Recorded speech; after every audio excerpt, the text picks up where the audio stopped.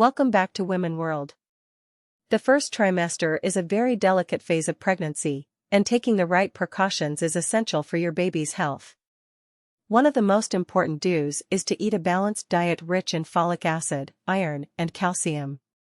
Stay hydrated by drinking plenty of water and avoiding sugary or caffeinated drinks. Get enough rest and sleep to help your body adjust to the hormonal changes. Regular prenatal checkups are a must to monitor both your health and the baby's development. On the other hand, don't consume alcohol, smoke, or be around secondhand smoke as they can harm the baby. Avoid raw or undercooked foods, including sushi and deli meats, to prevent infections.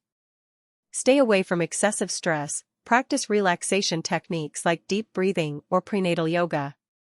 Don't lift heavy objects or overexert yourself, as your body is already working hard to grow your baby. Follow these essential guidelines, and you'll set the foundation for a healthy and happy pregnancy journey. Don't forget to like, share, and subscribe Women World.